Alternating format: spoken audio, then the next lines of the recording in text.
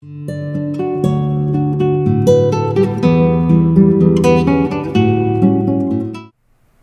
forward to our moments together as we lay hold of hope after brain injury. I'm Patty Foster, survivor of a severe traumatic brain injury, dead at the scene. Shows that miracles do happen. With me today is Dr. Dina Adams. Thank you for joining us. Let's dive into something that many brain injury survivors try to deal with, cope with, even today: anger. Some call it irritation, agitation, and many other words, might I say.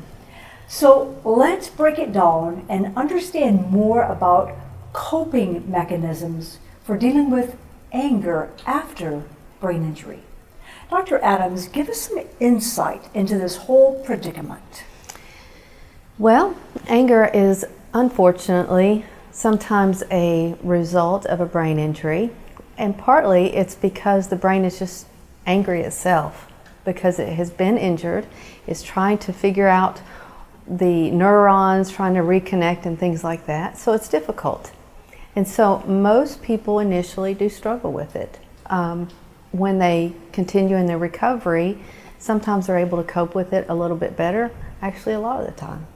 But it's hard. And the families have a hard time knowing how to deal with it.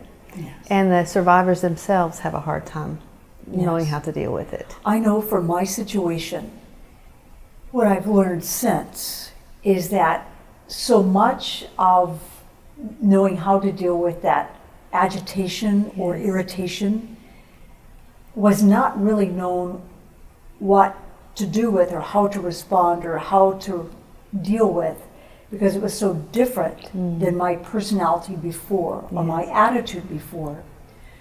So they would have quite a time of just knowing, do I say something? Do I do something? How do I respond? What tone of voice? And I learned later, and some of you can connect with this, because the nonverbal communication is where I really learned has a greater impact on individuals, whether the survivor, the caregiver, the family member, friend, whomever, in the whole predicament of dealing with irritation, knowing how to recognize it, how to respond. What do you say, Dr. Adams? Well, I think that's true, and I think it's really difficult when you've had a nice Christian upbringing, you have brain injury, and all of a sudden profanity is out there. So it's really important as a family member just to remember, you don't have to judge that. That's the brain injury. It's not that the person all of a sudden learned how to cuss really well or use profanity. It's just the recovery process, and it's the brain injury. It's not a character. It's not about the character.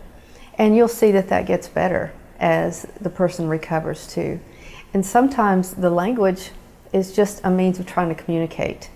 And I think if you can kind of step back from being offended by it, just understand it's the process and it's the injury, it'll help you not take it personally. Right.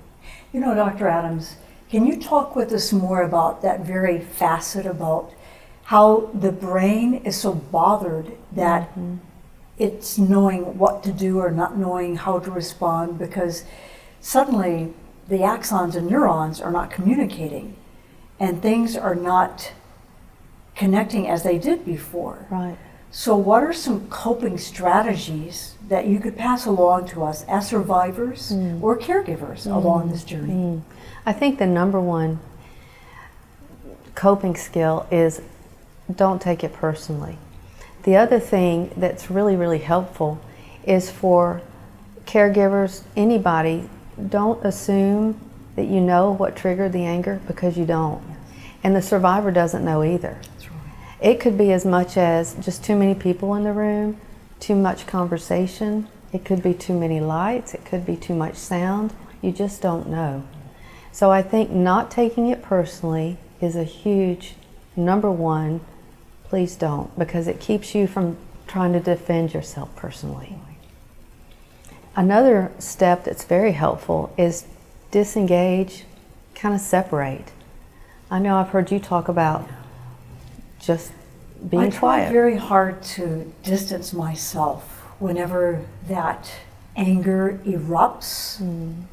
Because often with brain injury, and a lot of us brain injury survivors will talk, that when that anger comes, it's usually very quick. Yes. It's a quickly erupting moment. You don't see it coming. You don't realize, oh, that happened, therefore anger follows. No, it doesn't happen. It just explodes automatically. Yes. And then others will take us personally and respond to us as though we didn't have brain injury and as though we can understand their anger toward us. So the communication just breaks down, things just spiral downward. Yes. So like you said, that distancing myself helps, and to try to just bite my tongue, be silent, walk away. And sometimes I'll make up an excuse. Oh, I have something to do in the room next door. Yes. Or I need to go pick up this item. Yes. And that allows me to kindly leave the Yes. room. But I try to be silent because often I find, and Dr. Adams, you can really give us some insight here, that, and you may relate to this as well, about sometimes just being silent, listening more, can help us to become angry less. Yes. What do you say, Dr. Adams? The scripture in James speaks about that, is to listen more, be quick to listen, Slow to speak. slow to speak, and so that you'll be slow to get angry. And I think that that works for brain injury as well. It's also important to, just like you were saying, don't take it personally, but don't try to reason with somebody that's angry, because they cannot do it. So I think giving them that space and that time to say, hey, barring they're safe, just let them do it. I had a friend that said, my son, he gets so angry, but I just let him wind down like a battery.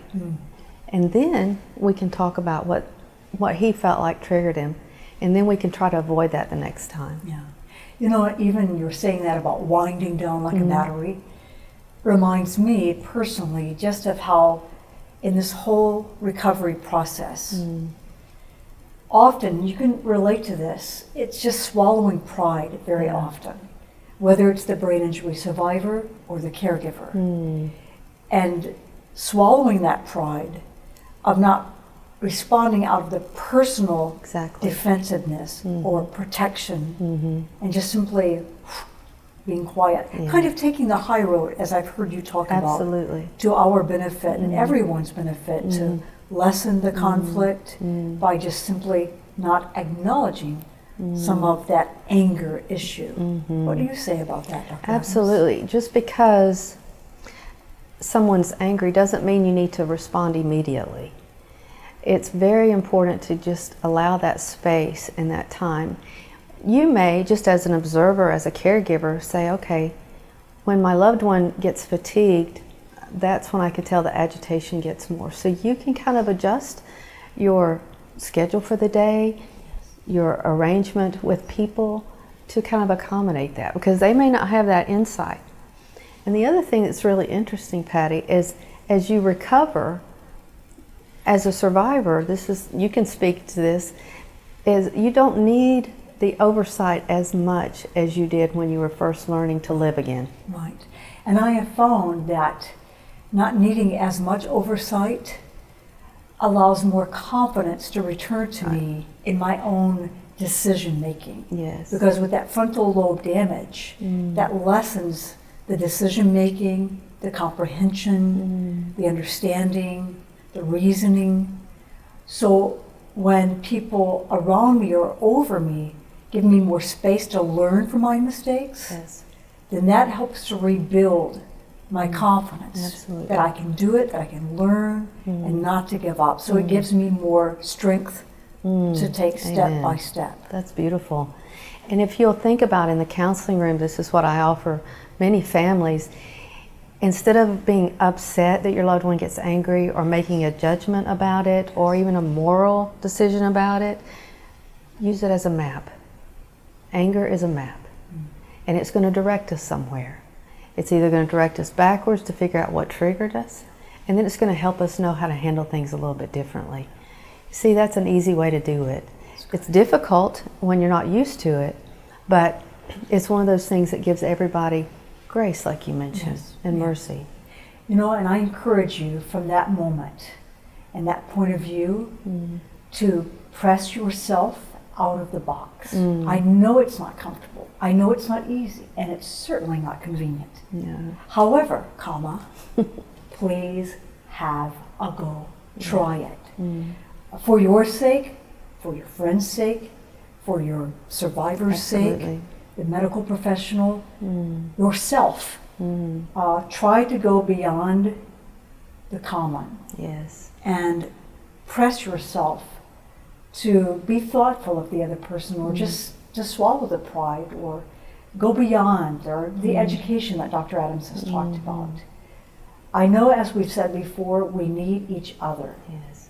And with Dr. Adams being the founder and the president of Hope After Brain Injury, it shows that we need each other around the world. March is the National Brain Injury Awareness Month. We urge you, we encourage you, lay hold of the moment during the month of March, Yes. to acknowledge those who have gone through a brain injury, Yes. those who have survived it, those who have lost loved ones due to a brain injury, and acknowledge that moment. Love that person in the moment. Brain Injury Awareness Month, all throughout the month of March, and it may be different where you are. So it's worth the time to educate, look into it, find out, and see what difference can you make to lay hold of that moment.